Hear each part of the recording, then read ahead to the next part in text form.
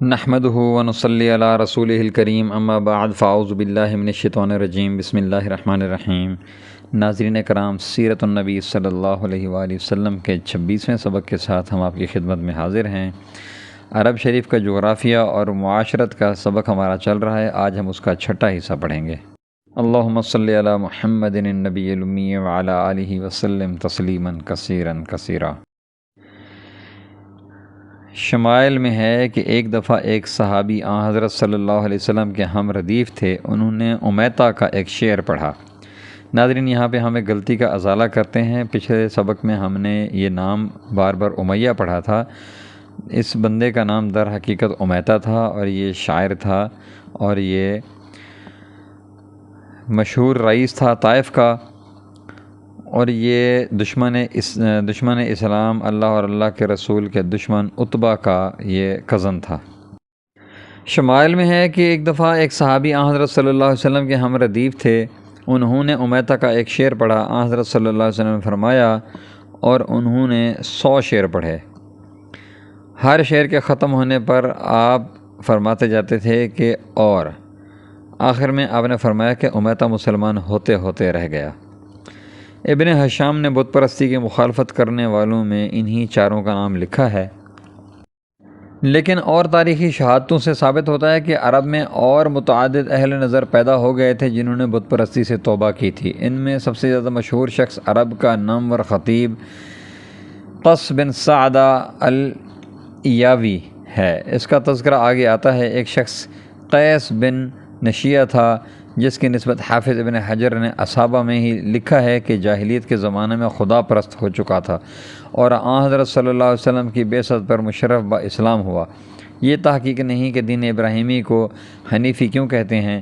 قرآن مجید میں یہ لفظ موجود ہے، لیکن اس کے معنی میں اختلاف ہے۔ مفسرین لکھتے ہیں کہ چونکہ اس دین میں بت پرستی سے انحراف تھا، اس لیے اس کو حنیفی کہتے ہیں، کیونکہ حنف کے معنی انحراف کے ہیں۔ عبرانی اور سریانی زبان میں حنیف کے معنی منافق اور کافر کے ہیں۔ ممکن ہے کہ بت پرستوں نے یہ لقب دیا ہو اور موحدین نے فخریہ قبول کر لیا ہو۔ یہ امر اکثر روایتوں سے ثابت ہے کہ عرب اور خصوصاً مکہ مکرمہ اور مدینہ منورہ میں متعدد اشخاص بت پرستی کے منکر ہو گئے تھے اور ملت ابراہیمی کی جستجو میں تھے۔ یہ اس لیے کہ مجدد و ملت ابراہیمی کے ظہور کا وقت قریب آ گیا تھا۔ ان چند راہ طلب اور حقیقت جو اشخاص کے وجود کی بنا پر مصنفین یورپ کہتے ہیں کہ مذہب صحیح اور توحید خالص کا رواج عام عرب میں اسلام سے پہلے بھی موجود تھا، لیکن اگر یہ صحیح ہے تو یہ حیرت انگیز بات ہے کہ اسلام کے ظہور پر اس قدر کیوں ہنگامہ برپا ہوا۔ کیا عرب میں ان مذاہب نے کچھ اصلاح کی؟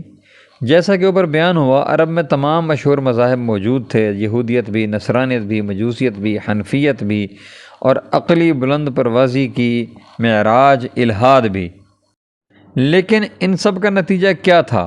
عقائد کے لحاظ سے یا تو خداؤں کی وہ کثرت جس کو نصرانیت نے بہت گھٹایا تاہم 3 کی تعداد سے کم نہ کر سکی، اس کے ساتھ یہ اعتقاد کہ حضرت عیسیٰ نعوذ باللہ خود سولی پر چڑھ کر تمام بنی آدم کے گناہوں کا کفارہ بن گئے، یا توحید تھی لیکن خدا اس قسم کا تھا جو آدمیوں سے کشتی لڑتا تھا۔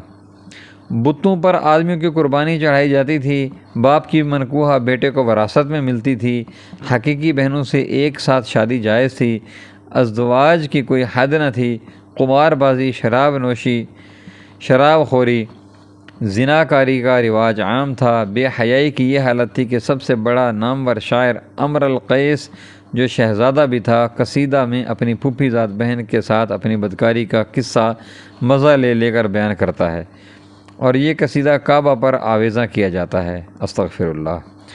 لڑائیوں میں لوگوں کو زندہ جلا دینا، مستورات کے پیٹ چاک کر ڈالنا، معصوم بچوں کو تہ تیغ کرنا عموماً جائز تھا۔ عیسائیوں کے بیان کے مطابق عرب قبل از اسلام تمام مذاہب میں سب سے زیادہ عیسائیت سے متاثر تھا، تاہم اس اثر کا کیا نتیجہ تھا؟ اس کو خود عیسائی مورخین کی زبان سے سننا چاہیے۔ ایک عیسائی مورخ لکھتا ہے، عیسائیوں نے عرب کو 500 برس تعلیم و تلقین کی، اس پر بھی خال عیسائی نظر آتے تھے، یعنی بنو حارث نجران میں، بنو حنیف یمامہ میں اور کچھ بنی طوع میں عیسائی تھے، باقی خیریت۔ بالآخر عرب کو من حیث المذہب دیکھیے تو اس کی سطح پر عیسائیوں کی ضعیف کوششوں کی خفیف سی موجیں لہراتی نظر آتی تھیں، اور یہود کی قوت بھی کبھی بڑی شدت سے طغیانی کرتی نظر آتی تھی، لیکن بت پرستی اور بنو اسماعیل کی بیہودہ اعتقادات کا دریا ہر سمت سے جوش مارتا ہوا کعبہ سے آ کر ٹکراتا تھا۔ یہ حالت صرف عرب کے ساتھ مخصوص نہ تھی بلکہ تمام دنیا میں یہی تاریکی چھائی ہوئی تھی۔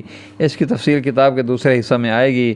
کیا اس عام ظلمت، اس عالمگیر تیرگی، اس وسیع اور ہمہ گیر تاریکی میں ایک آفتاب عالمتاب کی حاجت نہ تھی؟ وما علینا الا البلاغ المبین، وآخر دعوانا ان الحمد للہ رب العالمین۔ جزاکم اللہ خیر و احسن الجزاء۔ ناظرین کرام، ہم اپنا آج کا سبق یہاں پہ مکمل کرتے ہیں، انشاءاللہ اپنا کل کا سبق یہاں سے آگے شروع کریں گے۔ ناظرین کرام، اگر آپ نے ابھی تک ہمارے چینل کو سبسکرائب نہیں کیا تو برائے مہربانی ہمارے چینل کو سبسکرائب کریں، ہماری ویڈیوز کو لائک کریں اور اپنے دوستوں سے شیئر کریں۔ جزاکم اللہ خیر و احسن الجزاء۔